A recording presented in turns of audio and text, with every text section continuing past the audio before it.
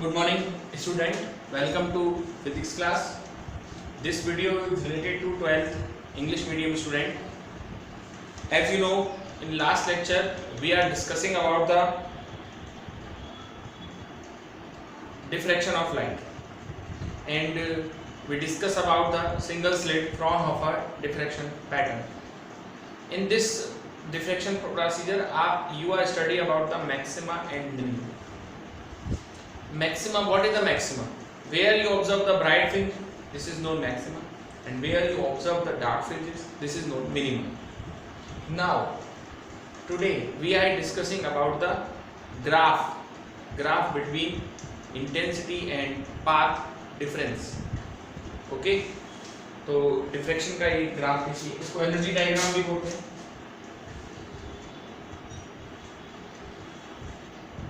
ये जीरो है, फर्स्ट आपका लैम्डा अपॉन ए, फिर 2 लैम्डा अपॉन ए, फिर आपका 3 लैम्डा अपॉन ए, ऐसे यहाँ पर लैम्डा अपॉन ए, 2 लैम्डा अपॉन ए, 3 लैम्डा अपॉन ए. तो ये जीरो पर मैक्सिमम है, इस पर मिनिमम है. ये लो सर, तो ये सेंट्रल ब्राइट फ्रिंज है. दो मिनिमा के बीच में एक मैक्सिमम इंटेंसिटी वाली फ्रिंज मिलती है, और सेंटर तो वैसे भी बहुत ब्राइट होता है, तो ये आपकी सेंट्रल ब्राइट फ्रिंज है.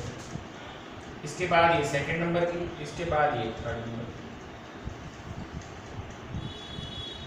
की. ये तो सबसे ज़्यादा ब्राइट फ्रिंज हो गई सेंट्रल वाली, उसके बाद फिर ये सेकंड नंबर की, फिर ये थर्ड नंबर की.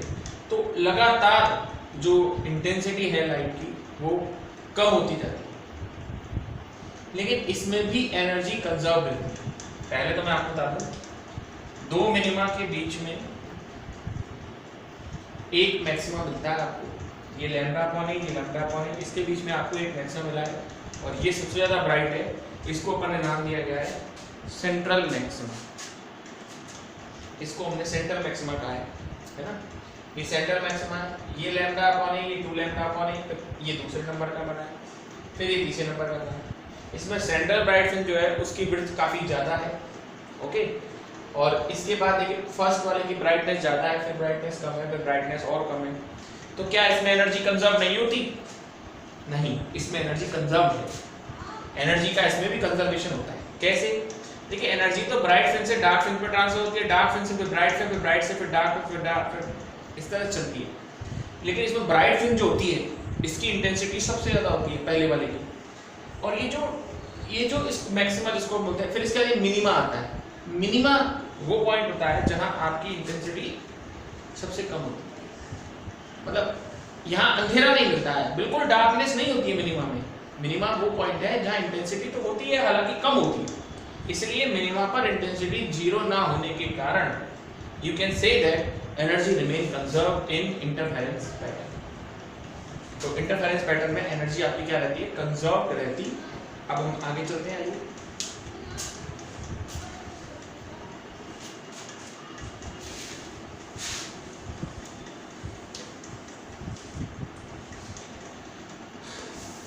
आपको सिंगल स्लिट फ्रॉनहोफर डिफ्रेक्शन से पैटर्न संबंध न्यूमेरिकल कराते हैं.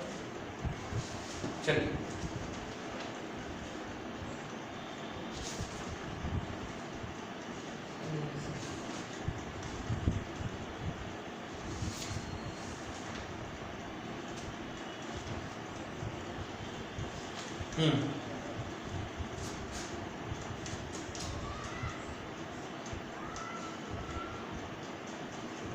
देखिए ये क्वेश्चन नंबर 4 है. ठीक है, देखिए, अब parallel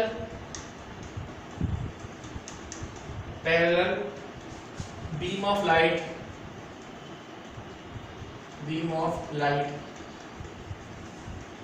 a parallel beam of light of wavelength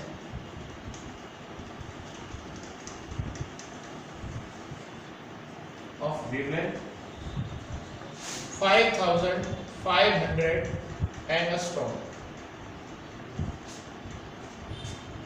is incident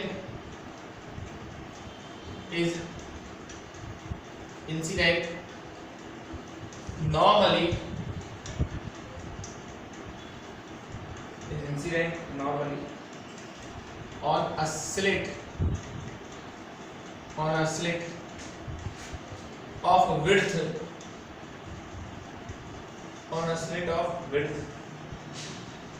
22 into 10 raised to power minus 5 centimetre. ठीक,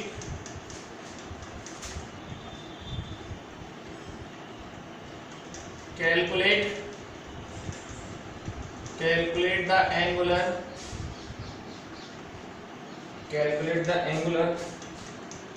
position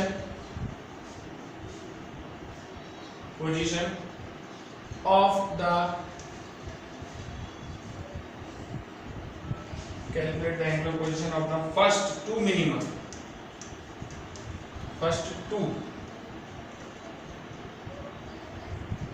minima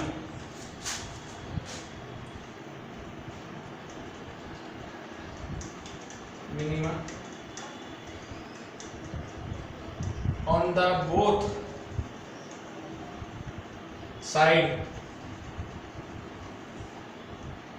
sides of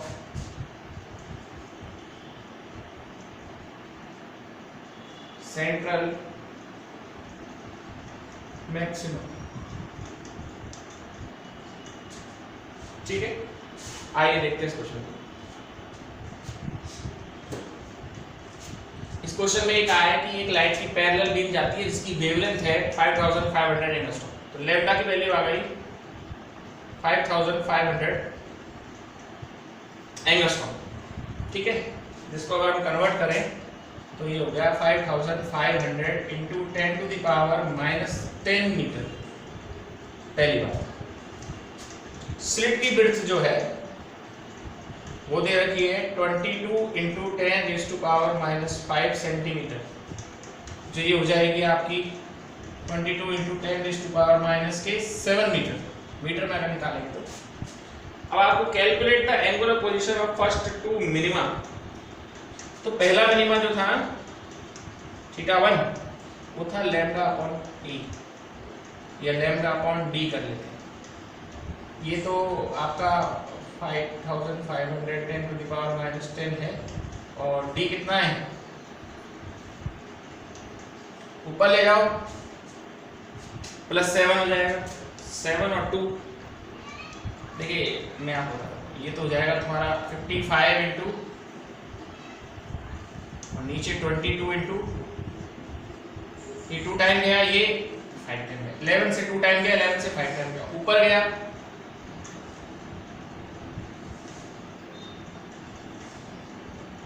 गया तो आंसर हो जाएगा तुम्हारा 0.5 में हम 2 का डिवाइड करेंगे तो 0.25 मीटर आ गई। सॉरी मीटर नहीं आएगी, एंगल है, रेडियन में आएगा। तो ये पहला मिनिमा हो जाएगा θ1। दूसरा मिनिमा में θ2 बराबर हो जाएगा 2 लैम्डा अपॉन ए। डबल कर दो उसको, 0.25 इंटू 2 कितना हो जाएगा 0.5 रेडियन, डबल हो जाएगा। तो ये आपका न्यूमेरिकल था। क्वेश्चन नंबर 4 था, यंग्स के single set frown of a deflection pattern का बेस था। देख लीजिए एक बार।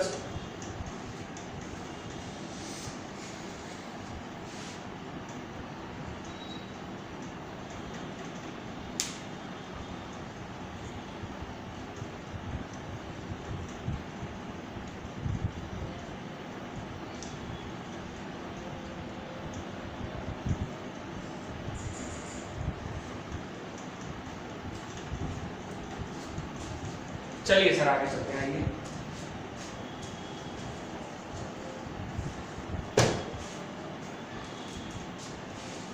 अगला टॉपिक है डिफरेंस है किस किस के बीच में।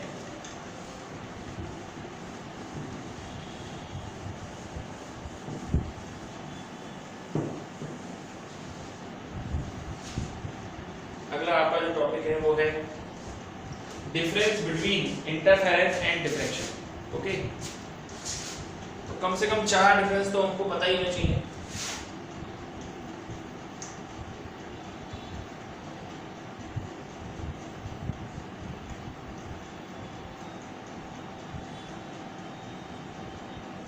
डिफ्रैक्शन एंड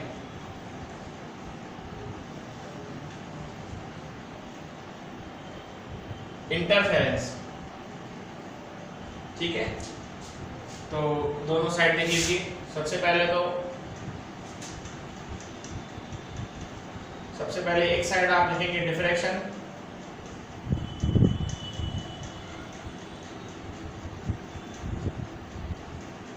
और एक साइड लिखेंगे इंटरफेरेंस।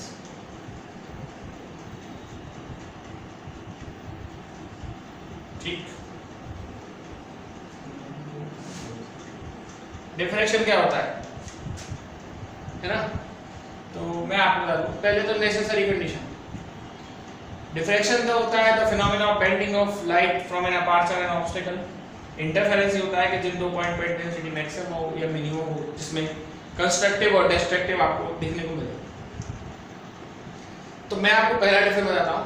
डिफ्रैक्शन की नेसेसरी कंडीशन है the size of aperture is nearly equal to the wavelength. ये नेसेसरी कंडीशन है। डिफ्रैक्शन आपको तब दिखाई देगा जब वेवलेंथ का साइज अपर्चर के साइज के लगभग बराबर हो।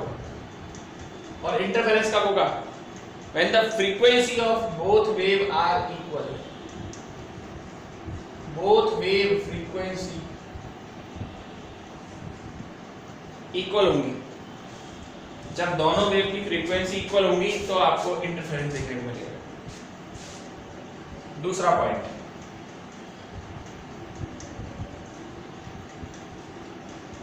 ये है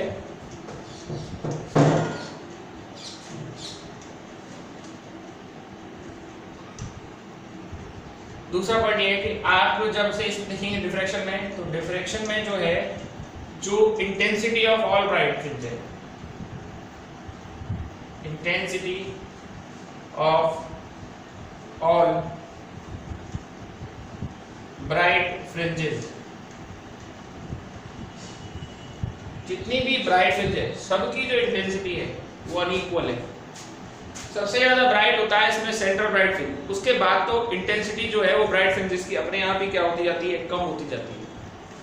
ठीक है, एक तो ये बात है। लेकिन इंटरफेरेंस में ऐसा नहीं है, मतलब इसमें इंटेंसिटी मतलब है intensity of all bright fringes are unequal, और इसमें intensity of all bright fringes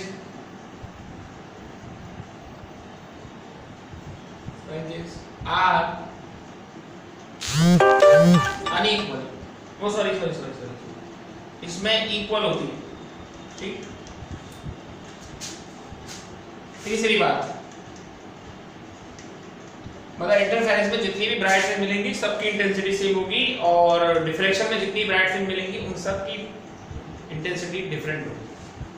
अब यहां देखिए, अब यहां intensity of all dark fringes, की इंटेंसिटी, इसमें डार्क फ्रिंज की इंटेंसिटी जीरो नहीं होती, इज नॉट जीरो। यहां जो जितनी भी डार्क फ्रिंज मिलती हैं किसमें, डिफ्रैक्शन में, वहां इंटेंसिटी जीरो नहीं होती, तभी तो इसका नाम क्या रखा हुआ है, मिनिमा। और इधर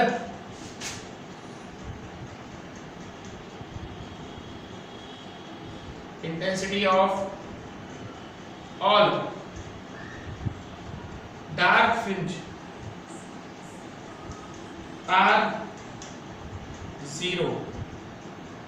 इसमें जो डार्क फ्रिंज होती है उसकी इंटेंसिटी जीरो होती है, मतलब इंटरफेरेंस में सारी ब्राइट फ्रिंजेस की इंटेंसिटी सेम होती है और सभी जितनी भी डार्क फ्रिंज मिलती हैं सबकी इंटेंसिटी जीरो होती है। यहाँ पर जितनी भी डार्क फ्रिंज मिलती हैं उनकी इंटेंसिटी जीरो नहीं होती, इसलिए उनको अपन नाम देते हैं मिनिमा का। फोर्थ पॉइंट देखिए, फोर्थ पॉइंट ये है contrast. Contrast between bright and dark fringe is poor, बहुत हल्का कंट्रास्ट होता है। हल्का कंट्रास्ट मतलब अब देखिए इंटेंसिटी डार्क फ्रिंज की जीरो नहीं है तो अपन को ये अंदाजा लगाना ही बड़ा मुश्किल होता है कि ये ब्राइट है या डार्क है। बट डार्क का तो मतलब मिनिमा का मतलब ये है कि हाँ इंटेंसिटी कम होगी। कंप्लीट ब्राइटनेस कंप्लीट डार्कनेस नहीं है तो अंदाजा लगाना, ये पता लगाना कि साहब ये अच्छा मतलब कंट्रास्ट नहीं, बहुत अच्छा नहीं दिखाई देता इंटरफेरेंस पैटर्न, लेकिन वहां बढ़िया है। किसमें? इंटरफेरेंस में। यहां पे जो कंट्रास्ट है, contrast between bright and dark fringe, bright and dark is very good, बहुत शानदार कंट्रास्ट होता है। यहां पर ब्राइट और डार्क फ्रिंजेस का कंट्रास्ट कितना बढ़िया होता है, फर्स्ट क्लास, देख सकते हो आप। ओके, अब पांचवा और आखिरी नेसेसरी कंडीशन हो गई। हाँ, एक तो डेफिनेशन से मिल जाएगा। इंटरफेरेंस क्या होता है? इसमें दो सोर्सेस की रिक्वायरमेंट नहीं होती। सॉरी, डिफ्रैक्शन में दो सोर्स की रिक्वायर नहीं है, एक ही लाइट सोर्स चाहिए, उसके दो अलग अलग पॉइंट से सुपर इम्पोजिशन से ये इफेक्ट देखने को मिल जाता है। Interference is a phenomena based on the super imposition of light wave emitted from same wave front. किसी एक वेव फ्रंट से निकलने वाली लाइट के किसी एक वेव फ्रंट से निकलने वाली वेव के सुपर इम्पोजिशन से ये फिनोमेना क्रिएट हो जाता है। लेकिन डिफ्रैक्शन में और इंटरफेरेंस में क्या होता है सर? इंटरफेरेंस में ये होता है कि आपको दो लाइट सोर्स चाहिए, दो लाइट कोहेरेंट सोर्स चाहिए, उनके फिनोमेना से आपको ये सिस्टम देखने को मिलता है। किसमें? इंटरफेरेंस में आपको दो ऐसे सोर्स चाहिए जिनके सुपर इम्पोजिशन से ये फिनोमेना आपको देखने को मिलेगा, जबकि डिफ्रैक्शन में ऐसा कुछ नहीं है। डिफ्रैक्शन में एक ही सोर्स से काम चल जाएगा और इंटरफेरेंस में आपको कम से कम दो सोर्सेज चाहिए, तब जाके आपको ये बहुत अच्छी तरीके से दिखाई देगा। अच्छा टॉपिक है। एक बात और बतानी थी, ये मैंने वैसे आपको कल बताई थी कि डिफ्रैक्शन में ना जो कंडीशंस होती हैं वो डिफर होती हैं। डिफर मतलब कहने का मतलब है कि डिफ्रैक्शन में आपका जो डिफ्रैक्शन में क्या होता है कि डिफ्रैक्शन में आपको उन सभी कंडीशन पे मैक्सिमम मिलता है जिन कंडीशन में आपको यहाँ मिनिमम मिलता है। समझ गए? रिवर्स कंडीशन है इंटरफेरेंस की, जो कंडीशन है वो रिवर्स है। ओके, एक बार आप इसको देखिए फिर बात करें।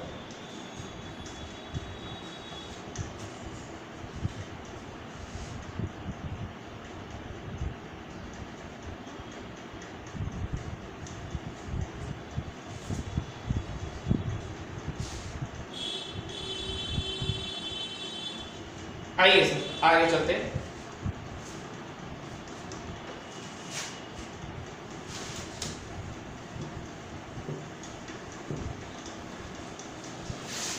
अब हमारा आखिरी टॉपिक है डिफ्रैक्शन का, और वो है हमारा शायद रिजॉल्विंग पावर। जी सर, हमारा अगला जो और आखिरी जो टॉपिक है वो है रिजॉल्विंग पावर।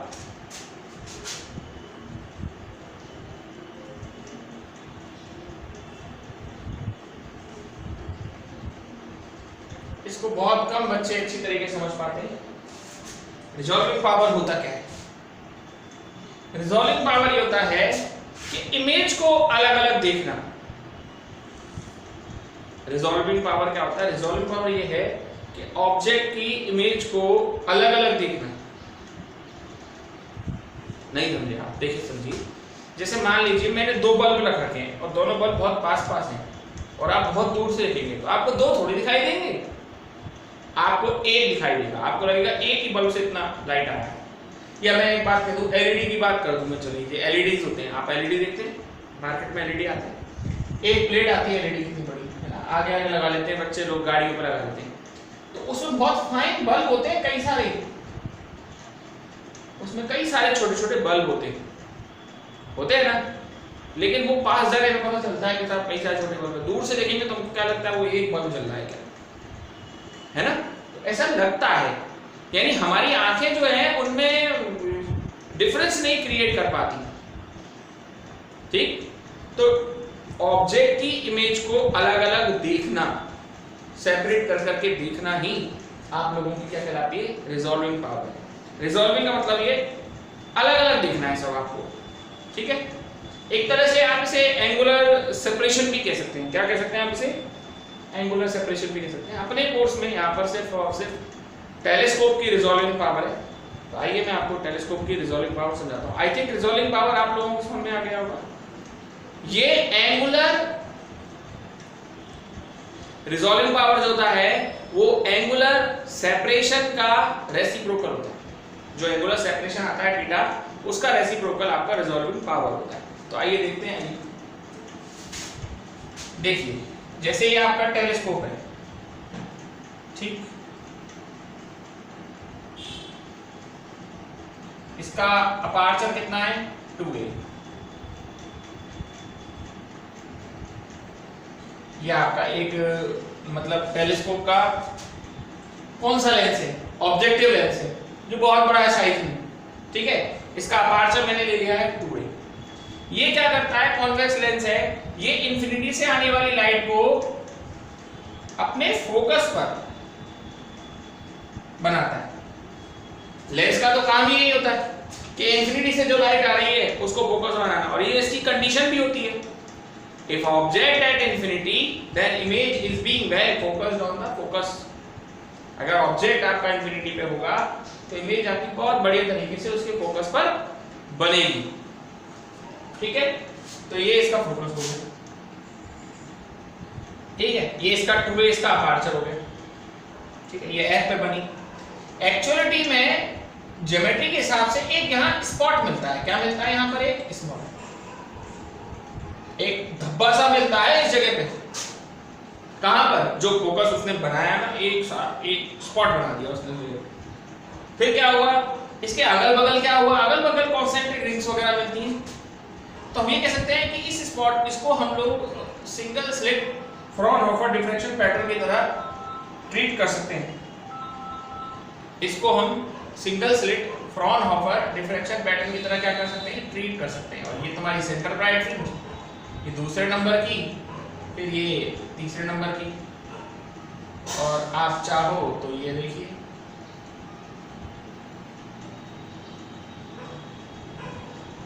ये पहली रिंग हो गई, ये दूसरी रिंग हो गई, ये तीसरी रिंग हो गई। तो कॉन्सेंट्रिक रिंग्स बनेंगी। दोबारा समझा रहा हूं, एक बार देखिए। इंफिनिटी से आने वाली लाइट को उसने अपने फोकस पर बना दिया है। हमारी ज्योमेट्री ये कहती है फोकस नहीं बनाता, एक फाइनाइट एरिया का स्पॉट बनाता है। क्या बनाता है, एक फाइनाइट एरिया का स्पॉट। इस फाइनाइट एरिया के स्पॉट को हम लोग single slit Fraunhofer diffraction pattern की तरह ट्रीट कर सकते हैं। We can treat it is like a single slit Fraunhofer diffraction pattern. Okay, हम इसको single slit Fraunhofer diffraction pattern की तरह ट्रीट कर सकते हैं। और हम इसको ट्रीट कर लेंगे तो ये आपकी सेंट्रल नंबर की फ्रिंज है, सेंट्रल राइट फ्रिंज है। इसकी रेडियस कितनी होगी, r0। कितनी रेडियस होगी इसकी, r0। तो ये r0 की जो वैल्यू होती है वो होती है 1.22 लैम्डा f अपॉन 2a। एक बार मैं चेक कर लेता हूं। बिल्कुल sir, 1.22 lambda f upon 2a, ये r0 है, यानी r0 यानी सेंट्रल ब्राइट फ्रिंज की रेडियस है।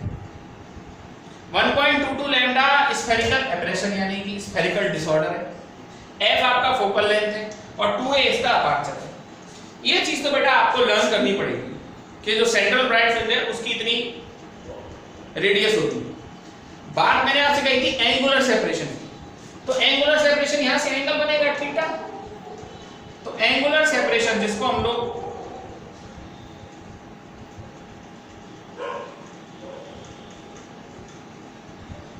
एंगुलर सेपरेशन जिसको हम लोग क्या कहते हैं पता है आपको, रिजॉल्विंग लिमिट।